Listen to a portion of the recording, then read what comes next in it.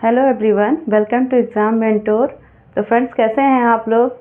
I hope आप लोग अच्छे होंगे। तो फ्रेंड्स, मैं आपको क्या बता रही थी, कोडिंग में मैंने आपको कई सारे टाइप्स बताए थे।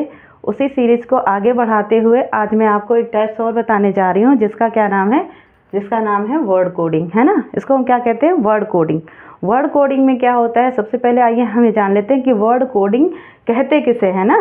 तो इसमें क्या होता है, इस तरह के प्रश्न में क्या होता है ना कि इस तरह के प्रश्न में किसी एक शब्द के बदले दूसरे शब्द का प्रयोग करते हैं, लेकिन उसको किस रूप में? किसी संकेत के रूप में, है ना। जैसे कोई शब्द दिया हुआ है, उस शब्द को हम दूसरे शब्द, जो इसका दूसरा शब्द होगा, उसको हम क्या करते हैं? संकेत के रूप में उसका प्रयोग करते हैं। ठीक, आइए क्वेश्चन के माध्यम से समझते हैं कि ऐसे कैसे करते हैं इसको। तो देखिए, सबसे पहला क्वेश्चन मैंने यहाँ पे लिखा है आपके लिए कि यदि बादल को सफ़ेद, सफ़ेद को हवा, हवा को नीला, नीले को पानी, पानी को बिजली कहा जाए, तो बताइए पक्षी कहाँ उड़ेगा? ठीक है, क्या पूछा है आपसे कि पक्षी कहाँ उड़ेगा।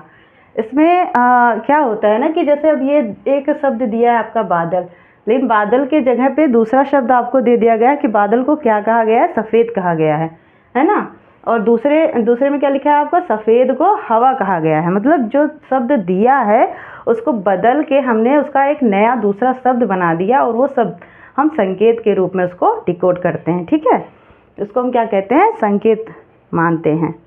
ठीक, तो इसमें हमें क्या करना है कि जो आपका शब्द दिया है, जो आपका जैसे बादल, बादल को सफ़ेद कहते हैं ना, तो ये आपका एक शब्द से बदल के दूसरा शब्द ये बता दिया गया है।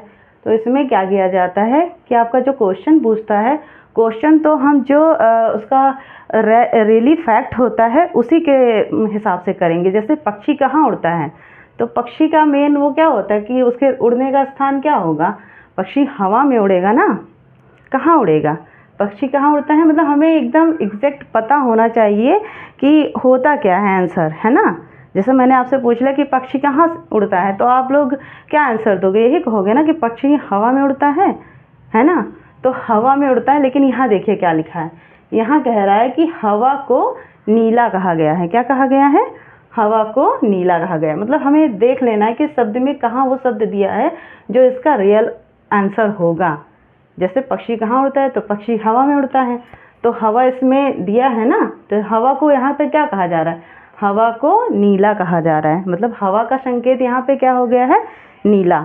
यानी इसका आंसर क्या हो जाएगा? नीला। समझ में आया? इसका आंसर हम क्या लिखेंगे?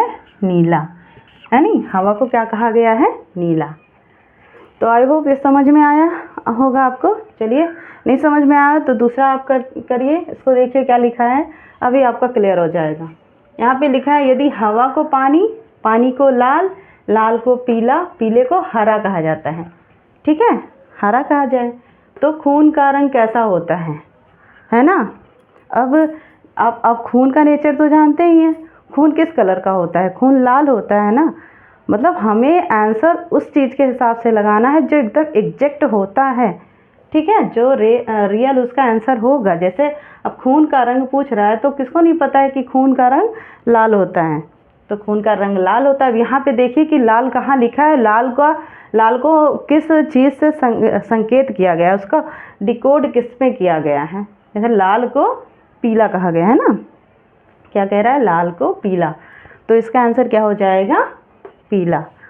क्या होगा? लाल ना होके इसका आंसर हो जाएगा पीला। ठीक, ये हो गया इसका आंसर। समझ में आया? आई होप आपको समझ में आ रहा होगा मैं क्या कहना चाह रही हूँ। है बहुत इजी होता है, बस इसमें थोड़ा सा ध्यान देने की ज़रूरत होती है।